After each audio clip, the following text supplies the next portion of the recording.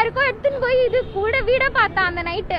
அன்பில் மகேஷ் போய மொழி பிஏ இருக்காங்கல்ல, உமா மகேஸ்வர். என் உயிரினும் மேலான தமிழ் பெருங்குடி மக்களே, உங்கள் அனைவருக்கும் மேலரசம்பட்டு சண்முகத்தின் பணிவான வணக்கங்கள். மு.க. ஸ்டாலின், உதயநிதி எப்பொழுதும் தானே கேட்குறீங்க? பட்டாசு தயாராக வாங்கி வச்சுக்கிங்க. எந்த நேரத்துலையும் இந்த செய்தி உங்கள் காதுக்கு கண்டிப்பாக வரும். அமலாக்கத்துறை அதற்கான வேலையை தான் கையில் எடுத்திருக்கு. ஆனால் இவர்கள் இப்பொழுது நடத்தி கொண்டிருக்கின்ற இந்த நாடகத்தால் கொஞ்ச நாள் தள்ளி போவதற்கான வாய்ப்பு.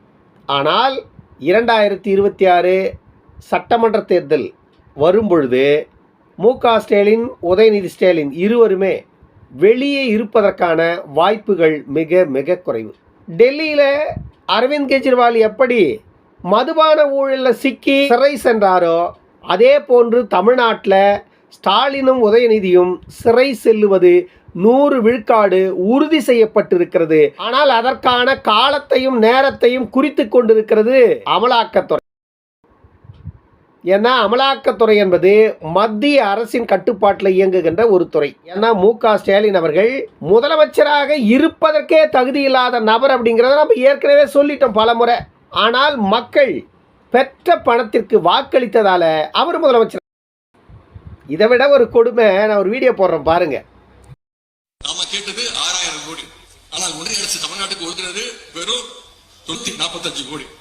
945 கோடி 945 கோடி 945 கோடி 940. பார்த்தீங்களா இந்த வீடியோவை? இவர் தான் தமிழ்நாட்டினுடைய துணை முதலமைச்சர். தமிழ்நாட்டினுடைய துணை முதலமைச்சர். 1-2 தெரியாத ஒருத்தரை கொண்டு போய் தமிழ்நாட்டின் துணை முதலமைச்சராக உட்கார வச்சது மட்டும் இல்லாமல் இவனுக்கு எவ்வளவு புகழ்பாடல்கள். திமுக சட்டமன்ற உறுப்பினர்களும் நாடாளுமன்ற உறுப்பினர்களும் திமுகவுடைய அமைச்சர்களும் இவனை எந்த அளவுக்கு புகழறாங்கன்னு நம்ம பார்த்துருக்கோம் சட்டமன்றத்தில். இவங்களுக்கெல்லாம் கொஞ்சம் கூட வெக்கம் இருக்காதா? 1-2 தெரியுதான்னு பாருங்கள். இவனுக்கு 1-2 தெரிஞ்சா இவன் இந்த மாதிரி பேசுவானா? என்ன கர்மம் பண்ணாங்கன்னு தெரியல தமிழ்நாட்டு மக்கள். இப்படியாப்பட்ட தலைமைக்கு கீழே வாழற ஒரு நிலைக்கு தள்ளப்பட்டுட்டாங்க. கேவலம் இல்லை, இதெல்லாம் கேவலம் இல்லை. 8 கோடி மக்கள் வாழற ஒரு நாட்டில் உங்களை ஆளுவதற்கு தகுதியான ஒரு தலைவனை உங்களால் தேர்ந்தெடுக்க முடியல. அவன் கொடுக்குற 1500க்கு ஓட்டு போட்டுட்டு 1-2 கூட படிக்க தெரியாத கூமட்டை இவங்க அப்ப ஆரம்பத்தில் இருந்து ஆளை தொடங்கி அக்கு வரைக்கும் பார்த்து தான் படிக்கிறான். ஆனால் இவரெல்லாம் தமிழ்நாட்டுக்கு முதலமைச்சர். வெக்கமே இல்லாத நம்மெல்லாம் ஓட்டு போடுறோம் 1500 வாங்கிக்கிட்டு. என்னத்தை சொல்ல? அமலாக்கத்துறை டாஸ்மார்க்கில் 1000 கோடி ஊழல் நடந்திருக்கிறதுன்ற அந்த குற்றச்சாட்டை வைத்து இவர்களின் கதையை முடிக்க கையில் எடுத்த ஆயுதத்தை தடுப்பதற்கு வேகமாக நீதிமன்றத்துக்கு போய் இப்பொழுது தற்காலிகமாக ஒரு தடையை வாங்கி இடைநிறுத்தி வைத்திருக்கிறார்கள். ஆனால் இவர்களெல்லாம் தற்போது வேண்டுமென்றால் இடைநிறுத்தப்பட்டிருக்கலாம். ஆனால் இவங்க உள்ளே போகிறதை யாராலையும் தடுக்க முடியாது. நேற்று இரவு சவுக்கு சங்கருடைய கேமராமேன், அவருடைய எடிட்டரு, இவங்க 2 பேரும் அவங்க அலுவலகத்தில் வேலை செய்கிறவங்க. சவுக்கு சங்கருடைய அலுவலகத்தில் வேலை செய்கிறவங்க, கேமராமேனு எடிட்டரு. இவங்க எப்போவோ 2 வருஷத்துக்கு முன்னாடி ஹெல்மெட் போடாமல் வண்டி ஓட்டு போனாங்களாங்க. 2 வருஷத்துக்கு முன்னாடி ஹெல்மெட் போடாத வண்டி ஓட்டிட்டு போனாங்களாம். அந்த வழக்கில் இரவோடு இரவா போய் இவங்க 2 பேரையும் கொண்டு போய் கைது பண்ணியிருக்கு தமிழ்நாடு காவல்துறை. வெக்கமா இல்லை? வெக்கமா இல்லை? 2 வருஷத்துக்கு முன்னாடி ஹெல்மெட் போடாத வண்டி ஓட்டின ஒரு வழக்கில் நேற்று போய் கைது பண்ணுது தமிழ்நாடு காவல்துறை. அப்படின்னா நீங்கள் ஸ்காட்லாண்டு காவல்துறையை மிஞ்சிட்டீங்க.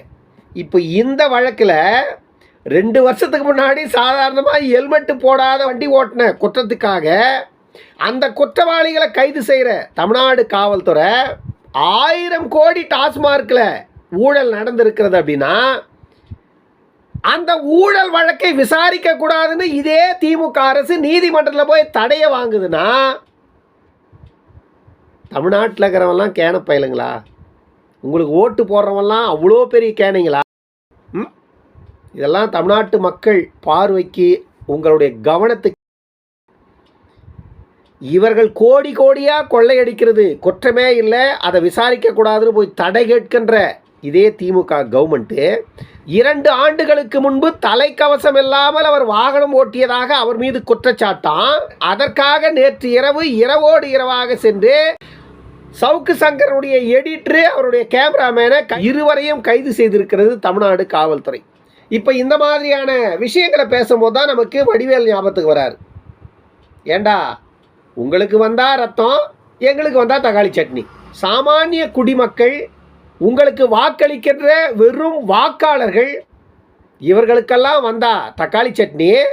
மக்களால் தேர்ந்தெடுக்கப்பட்டு உங்களை ஆட்சி அதிகாரத்தில் அமர்த்தினால் நீங்கள்லாம் விஐபி ஆயிட்டீங்க. உங்களுக்கு வர்றது மட்டுமே ரத்தம், மற்றவனுக்கு வர்றதெல்லாம் தக்காளி சட்னி. இதெல்லாம் மக்கள் பார்வைக்கே நான் வைக்கிறேன். மக்களே நீங்களே புரிஞ்சுக்கிங்க. 2026 நீங்கள் மீண்டும் எந்த தவறு செய்யக்கூடாதுங்கிறத மீண்டும் உங்களுக்கு நான் நினைவுபடுத்திட்டே இருக்கேன். திமுகவை பொறுத்த வரைக்கும் 500 கொடுக்கலாம், 1000 கொடுக்கலாம், 2000 கொடுக்கலாம், 5000 கொடுக்கலாம், தயாராக இருக்காங்க. ஏன்னா 5 ஆண்டுகள் அதிகாரம் என்பது அவ்வளவு சாதாரணமானது இல்லை. தமிழ்நாடு அரசு வாங்கியிருக்கின்ற கடன் கொஞ்ச நஞ்சம் அல்ல.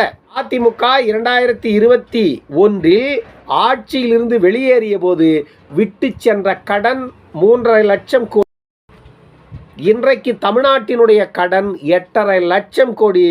தமிழ்நாட்டினுடைய அனைத்து நிர்வாக கடன்கள் எல்லாம் சேர்த்து 11.5 லட்சம் கோடி ரூபாய் கடன் இருக்கிறது தமிழ்நாட்டுக்கு. இந்த கடனெல்லாம் வாங்கி மக்களுக்கு எதையும் செய்யல. அவங்க எதிர்கால தலைமுறையை தூய்மைப்படுத்தி வளர்க்கல. பிறந்த குழந்தை முதல் 100 வயதில் சாக போற வரைக்கும் குடிச்சு சாகுங்கடான்னு சொல்லி மாநிலத்தை நாசகதி படுத்தியதை தவிர மக்களுக்கு இவங்க எதுவும் செய்யல. ஆனால் இத்தனை 1000 கோடி கடன் வாங்கினதெல்லாம் எங்க இருக்கு? உங்க தலை மேல கடனா இருக்கு. அந்த சீமான்களுடைய வாழ்க்கை வளமா இருக்கு. அவர்கள் உங்கள் தலை மீது பெற்ற கடன்ல அவர்கள் வளமாக இருக்கிறார்கள். நீங்கள் அந்த கடனை சுமந்து கொண்டிருக்கிறீர்கள். இன்னைக்கு இல்லை, நாளைக்கு இல்லை, என்னைக்கோ ஒரு நாள் அந்த கடன் நீங்க தான் செலுத்தி ஆகணும். எப்படி நாங்கள் செலுத்துவோம் அப்படின்னு கேட்காதீங்க. ஏன்னா திமுக ஆட்சிக்கு வந்த இந்த 4 வருஷத்துல 5 முறை மின்சார கட்டண உயர்வு ஏற்பட்டிருக்கு. மின்சார கட்டணத்தை மு.க. ஸ்டாலின் கட்டுறாரா, இல்லை சாமானிய குடிமக்களான எம்மக்களே நீங்கள் கட்டுறீங்களான்னு யோசிச்சு பாருங்க. நீங்க கட்டுற கரண்ட் பில்லு எங்க போகுது? இவன் வாங்கி வச்சிருக்கிறானே பல லட்சம் கோடி கடன். அந்த கடனுக்கு வட்டி கட்டுறதுக்காக தான் உங்ககிட்ட மின்சார கட்டணத்தை உயர்த்தி புடுங்குறான். ரெவன்யூ டிபார்ட்மெண்ட்டில் பத்திரப்பதிவு துறையில் பல மடங்கு உயர்த்திருக்காங்க. எதற்காக உயர்த்திருக்காங்க? உங்கள் மேலே இவங்க வாங்கி வைத்திருக்கின்ற கடனுக்கு வட்டி கட்டுவதற்காகத்தான் உங்ககிட்ட அதில் உயர்த்தி இதில் பிடுங்கி இங்கே கட்டுறான். இதுவெல்லாம் எத்தனை சாமானிய மக்களுக்கு தெரியும்? எவ்வளவு மக்களுக்கு இது புரிய போகுது? தமிழ்நாடு முழுமைக்கும் திமுகவினுடைய குண்டர்கள், திமுகவினுடைய அடியாட்கள், திமுகவினுடைய எச்சைகள் செய்கின்ற அநியாயம் கொஞ்சம் நஞ்சமல்ல. அண்ணா பல்கலைக்கழகத்துக்குள்ளவே ஒரு மிகப்பெரிய அவமானத்தை நிகழ்த்தினான் ஒருத்தன். யார் அந்த சாருங்கிறது இதுவரைக்கும் முடிவுக்கு கொண்டு வரல. தமிழ்நாடு காவல்துறை. இப்ப தெய்வ செயல்னு ஒரு எச்சக்கல நாயி திமுகவினுடைய இளைஞரணி செயலாளரான். அந்த புறம்போக்கு பையன் அவன் குறைந்தது 5 பெண்களுக்கு மேல திருமணம் செய்திருக்கான். ஆனா இத்தனை பெண்களை திருமணம் செய்து அவன் என்ன செஞ்சிருக்கான் தெரியுங்களா? திமுகவில் இருக்கின்ற மிகப்பெரிய ஜாம்பவான்களுக்கெல்லாம் இந்த பெண்களை கொண்டு போய் இரையாக்கி இருக்கிறான். இந்த 5 பெண்கள்ல ஒரு பெண் இந்த தெய்வ செயலால் தனக்கு ஏற்பட்ட கொடுமைகளை பகிரங்கமாக கொண்டு போய் காவல்துறையில் வழக்கு தொடுக்கிறார். அவள் தொடுத்த வழக்கின் மீது தமிழ்நாடு காவல்துறை சின்ன நடவடிக்கை கூட எடுக்கல. 1 நாள் இல்லை, 2 நாள் இல்லை, மாச கணக்கில் ஆகியும் அந்த தெய்வ செயல் மீது எந்த ஆக்ஷன். என்ன காவல்துறை? ஸ்காட்லாண்டுக்கு நிகரான காவல்துறை. சொல்றதுக்கு வாய் கூசுது எனக்கு. பார்த்து பார்த்து பார்த்து அந்த பெண் என்ன பண்றா? பகிரங்கமா மீடியாவுக்கு முன்னாடி சொல்ல ஆரம்பிச்சிட்டு என்னை உடல் ரீதியா எல்லா இடத்துலயும் கடிச்சு அடிச்சு அப்படியே காயமாக்கி அந்த வீடியோல நீங்க பாத்திருப்பீங்க. அவன் டிஎம்கேல இருக்கிறதாலதான் எங்களால எங்கேயுமே போய் மனு கொடுக்கவே முடியல. அப்ப நாங்கன்னா சூசைட் பண்ணி சாவணுமா? இந்த மாதிரி குற்றவாளிங்கெல்லாம் வந்து வெளியில ஜாலியா சந்தோஷமா சுத்துவானுங்க. நாங்க எங்க குடும்பத்தோட அவமானப்பட்டு தூக்கு மாட்டின்னு சாவணும்ல. 20 பெண்கள் மொத்தம். அவன் போன் வந்துட்டே இருக்கான். அவங்க போன பெண்களை வச்சு இல்லீகலா பிசினஸ் பண்றானா. என்னையே அவன் போக சொன்னான். என்ன அதுக்குதான் நான் வெளியில வந்ததே. முக்காவாசி என்னை யாருக்கோ எடுத்துன்னு போய் இது கூட வீட பார்த்தான் அந்த நைட்டு. அன்பில் மகேஷ் போய மொழி பிஏ இருக்காங்கல்ல, உமா மகேஸ்வரன், அவர்கிட்ட காட்டினா. அப்புறம் ஈஸ்வரப்பன் எம்எல்ஏ. இப்போ என்ன நடந்தது? தெய்வ செயலுக்கு முன்ஜாமீன் வாங்கிட்டாங்க. தெய்வ செயலுக்கு முன்ஜாமீன் வாங்கிட்டாங்க. வெக்கம் இல்லையாடா உங்களுக்கு? திமுகவுக்கு முட்டு கொடுக்குற எல்லா முட்டுக்கட்டைக்கும் தான் நான் கேட்குறேன். உங்களுக்கு எல்லாம் வெக்கம் இல்லை? திருமாவளவன் அப்படிங்கிற இந்த முதன்மை முட்டு இந்த விஷயத்துக்கு எத்தனை இடத்துல வாய் திறந்து பேசியிருக்காரு? மீடியா முன்னாடி வந்து பேசுகிறாரு. இந்த பெண் இப்படி கதறா மீடியா கிட்ட. அந்த பெண்ணு பகிரங்கமாகவே சொல்கிறா மீடியாவில், அன்பில் மகேஷ் பொய்யாமொழியுடைய பிஏ உமா மகேஸ்வரனுக்கு தான் என்னை இரையாக்கிறதுக்காக கொண்டு போனதாக சொல்கிறா. என்னடா நடக்குது நாட்டில்? என்னடா நடக்குது நாட்டில்? யாரை நம்பி யார் வாழறது? தமிழ்நாட்டில் பெண்களுக்கு பாதுகாப்பு இருக்கா? முதல்ல யோசிச்சு. இந்த பெண்கள் பாதுகாப்பை பற்றி திமுக காரன் எவனும் பேசக்கூடாது. அந்த யோகிதை அருகதை எவனுக்கும் கிடையாது. இப்போ இந்த பெண்ணு வந்துட்டு தனக்கு நேர்ந்த கொடுமையை பகிரங்கமாக வந்து வெளிப்படுத்துகிறா. திமுகவில் இருக்கின்ற எத்தனை பெண்ணியவாதிகள் அப்படியே பொங்கி எழுந்து வெளியே வந்து கொக்கரிச்சு. இதுக்கெல்லாம் கொக்கரிக்க மாட்டீங்களா? பாமக காரன் எங்கன்னா தப்பு செஞ்சிட்டா, அதிமுக காரன் எங்கன்னா செஞ்சிட்டா, பிஜேபி காரன் எங்கன்னா செஞ்சிட்டா, மணிப்பூரில் எங்கன்னா எதுனா நடந்துட்டா, உத்தரப்பிரதேசத்தில் எதுனா நடந்துட்டா கொக்கரிப்பீங்களா? அப்போதான் உங்களுக்கு அப்படியே வீரம் வருமா? வெக்கம் இல்லையாடா உங்களுக்கெல்லாம்? வெக்கம் இல்லை? இதில் வேற திமுக 2026 மீண்டும் திமுக தான் ஆட்சிக்கு வரும்னு முட்டு கொடுத்துட்டு இருக்கீங்க. உங்களுக்கெல்லாம் வெக்கம் ஜென்மத்தில் சூடு சோழனை இருக்காடா? உங்களுக்கு இருக்கிற எவனா பேசுவானடா? இப்படிப்பட்ட ஒரு ஆட்சி மீண்டும் வேணுமா தமிழ்நாட்டுக்கு? சொல்லுங்க. அண்ணா பல்கலைக்கழகத்தில் இதே வேலையை ஒரு திமுகவினுடைய கைகூலி செய்கிறான். இப்பொழுது தெய்வ செயல் அப்படின்னு சொல்லி ஒரு புறம்போக்கு இப்படி செஞ்சுருக்கான். அரக்கோணத்தில் ஒரு பிரச்சனை, தூத்துக்குடியில் ஒரு பிரச்சனை, கரூரில் ஒரு பிரச்சனை, ஊருக்கு பிரச்சனை. கூட பெண்கள் வந்து அவன் இடுப்பை பிடிச்சி கல்றானுங்க திமுகவுடைய பொறுப்பாளருங்க பப்ளிக்கில். நீங்கள்லாம் வந்துட்டு பெண்ணுரிமை போராளிகள், பெண்ணுரிமை காவலர்கள். உங்களால் தான் தமிழ்நாட்டில் பெண்களே பாதுகாப்பாக வாழறாங்க. 65 வயசு பாட்டி திமுக காரனை கண்ட அலறுதுற அப்படியே. ஐயோயோ, அந்த நாதாரி பயலுங்களை நம்பவே முடியாது. ஏன்னா அவனுங்களுக்கு இருக்கிற திமிரில் எதை வேண்டாலும் செய்வானுங்க அப்படின்னு 65-70 வயது பாட்டியெல்லாம் திமுக காரனை கண்டா நடுங்கிறா.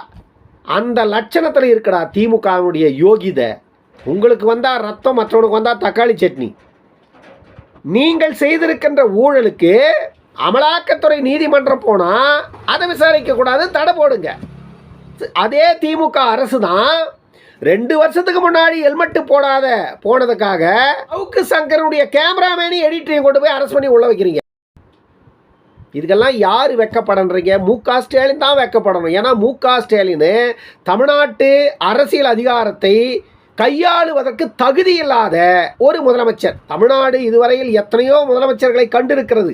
ஆனால் இப்படி ஒரு முதலமைச்சர் தமிழ்நாட்டுக்கு கிடைச்சது கேவலம், மானக்கேடு. இன்னும் 10 மாதம் இருக்குது. அந்த 10 மாதத்தில் இன்னும் எவ்வளவு கொள்ளையோ. ஆனால் அது வரைக்கும் உங்களை வெளியே விட்டு வைக்க மாட்டாங்க அப்படின்னு நினைக்கிறேன். நடந்தால் நல்லது நாட்டுக்கும் நாட்டு மக்களுக்கும். இன்னொரு காணொளியில் சந்திக்கும் வரை உங்களிடமிருந்து விடைபெற்றுக் கொள்வது மேலரசம்பட்டு சண்முகம். நன்றி, வணக்கம் அன்பு உறவுகளே.